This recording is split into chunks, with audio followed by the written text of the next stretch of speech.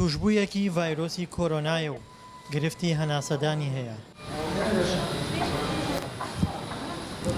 تا دێت دۆخی تەندروستی خراپ دەبێت، بۆیە زۆربەی پەرستار و پزیشکەکان لێی کۆبوونەتەوە و دەیانەوێت ژیانی لە مەترسی ڕزگار بکەن. ئێرە نەخۆشخانەی قەڵایە لە گەرمیان نزیکەی 90 توشبووی کۆرۆنای تێدایە و ژمارەیەکیان دۆخی تەندروستیان خراپە و پێویستیان بە ئامێری هەناسەدانی دەستکردە. پیاوە 11 ڕۆژە بەم دەردەوە ئەتلێتەوە.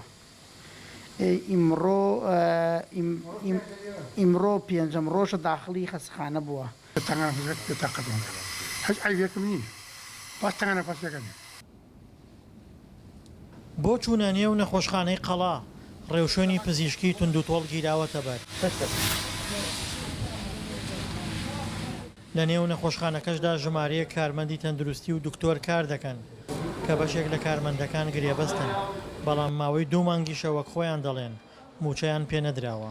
گرێبەستین 7 ساڵە گرێبەستین، بەڵام ئەوە موچەیەم 2 مانگەمان وەرنەگرتووە تا ئێستا لە مانگی 3 و موچەمان وەرنەگرتووە.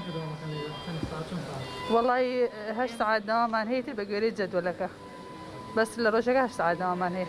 ڤایرۆسی کۆرۆنا بە تەواوەتی لە ناوچەی گەرمیان بڵاو بۆتەوە. توانای تەندروستی و ژمارە و کارمەندانەی لە خزمەتدان بە پێی پێویست نین لە کاتێکدا تا دێت ژمارەی قوربانیەکان بەرز دەبنەوە. نزیکی دوێنێ 3 کەس ئەم بەیانە کەسێکی تر ئەمە 4 و پێشتریش هەمان بووە. ئەگەر داتاکانم لێ غەڵەت نەبوو بێ چۆتە نزیکی 23-24، بەڵام بەبوونەی مەشغوڵیەوە داتاکەم تۆزێک بچێتەوە. نەخۆشخانەی قەڵا کە لە گەرمیان تایبەت کراوە بە توشبوانی کۆرۆنا بە تەواوەتی پڕ بووە و نەخۆشی دیکە ناگرێت لە کاتێکدا ڕۆژانە ژمارەی توشبووەکان ڕوو لە هەڵکشان دەکەن. دڵشاد ئەنوار، دەنگی ئەمریکا، کەلار.